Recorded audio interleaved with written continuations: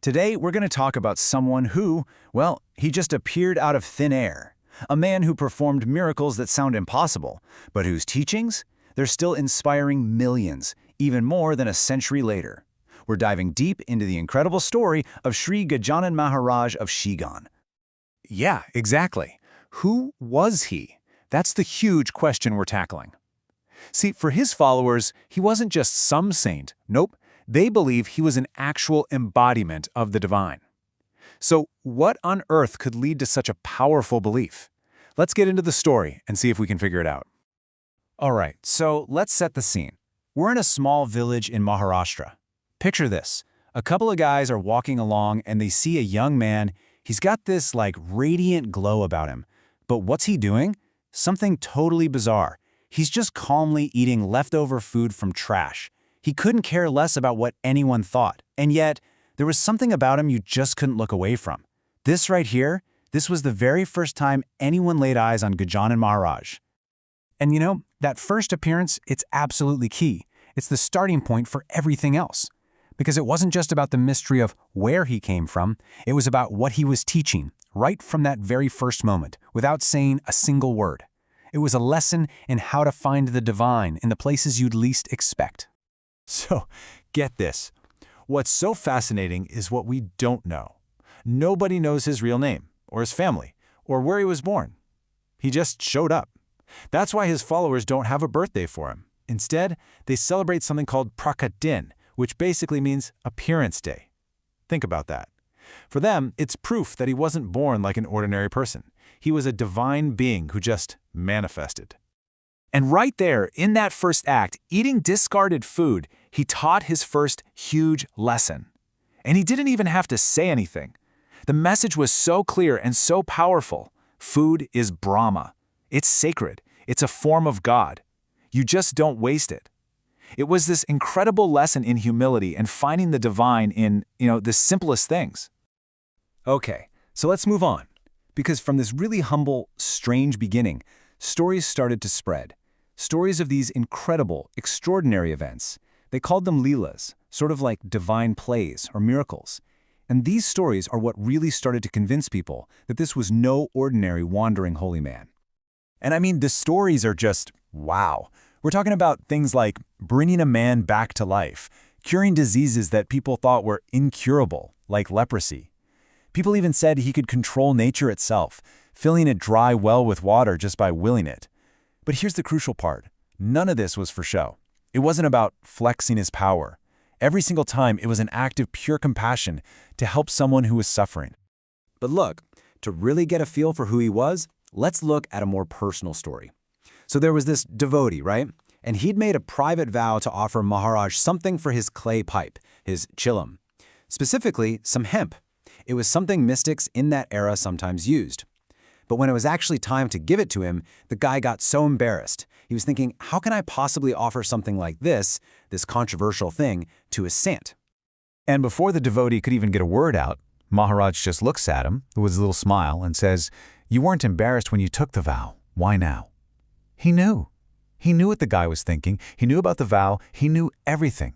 It's just such a perfect example of his all-knowing nature, but even more, his total and complete lack of judgment. So you see, the point here wasn't really about what was being offered. It was all a lesson. And we can break it down into three big ideas. First, he accepted people just as they are, with all their imperfections. Second, your sincere intention. That was way more important than what society thought was proper. And third, compassion. That clay pipe, the chillum, you see in pictures of him, it became a symbol of his incredible, non-judgmental compassion for our all-too-human frailties. Okay, so beyond all the miracles and these amazing personal stories, Maharaj was known as a Sadguru. That means a true spiritual master. And the reason for that, it all came down to the deep, but surprisingly simple wisdom he shared with everyone. People would often hear him chanting this one phrase over and over. It sounded kind of simple, maybe even a little mysterious, and at first, nobody really got what it meant. But it turns out this one little mantra was the absolute heart of everything he believed and taught. And here it is, the beautiful and honestly pretty radical meaning behind those words. It's this incredible statement of unity. It says that God, the divine, isn't some far-off thing in the sky. It's inside of you. It's inside of me. It's in every single person, every animal, every little piece of the universe. We are all, quite literally, part of the same divine being. And this wasn't just some high-level philosophical idea. Oh no, it was a practical guide to life. A revolutionary one, actually. Think about it. If God is in everyone, then you have to treat everyone with respect. It just completely blows up any ideas about caste or who's rich and who's poor. And maybe the most important part, it means that when you serve another person, any person, you are directly serving God. It's that simple. Now, it's important to remember that Gajanan Maharaj didn't just appear in a vacuum. He was part of this incredibly rich spiritual history in Maharashtra. And if we understand where he fits into that tradition, we get a much better sense of why he was so significant. Just take a look at this. The similarities between Gajanan Maharaj and two other great saints from that time, Swami Samarth and Shirdi Sai Baba, they're just uncanny. All three, mysterious origins. Both he and Swami Samarth were called Paramahansas. That's a title for a fully realized spiritual master. And here's the big one. All three were believed to be incarnations of the very same divine energy, Lord Dattatreya. This is why so many followers believe they weren't three different saints at all, but actually three bodies of the same divine spirit, doing their work in different places at the same time. And his influence went way beyond the local villagers.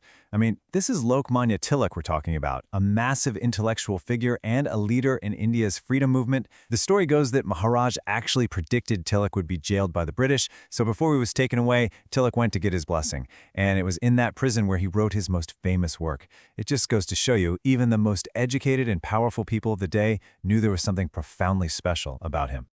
So, Gajanan Maharaj took Samadhi. He left his physical body back in 1910.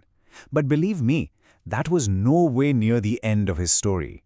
In fact, you could argue that his presence today is stronger and more powerful than it ever was. 650 acres. What is that? Well, that's the size of a place called Anand Sagar, a huge spiritual park built by his temple trust back in Shegaon. And that's just one piece of this massive, sprawling legacy that has just kept growing and growing over the years, carrying on his mission of service on a scale that's just hard to even imagine. His legacy isn't some dusty old story. It is a living, breathing thing. Shegaon itself is now this huge pilgrimage site that draws hundreds of thousands of people. The temple trust there is the real deal. They live his teachings by running hospitals, schools, and feeding thousands of people for free every single day. That sacred fire he lit more than 100 years ago, it's still burning. And his message, it's gone global. There are temples for him now in the US, the UK, Australia, all over the world.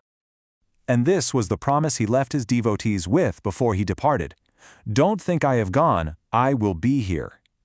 This, right here, is the absolute heart of why people believe in his divinity. Because for them, he's not just some figure from a history book. He is a living, eternal presence, someone they can still connect with, who still guides them, and who is still there for them when they call. And that really brings us to our final thought for today. The life of Gajanan Maharaj seems to suggest that divinity isn't about power or grand titles. It's about something much more real, selfless love and service to everyone. So the question his story really asks us is this: if that's what divinity looks like, where else might we be seeing it in the world today, and maybe just not recognizing it?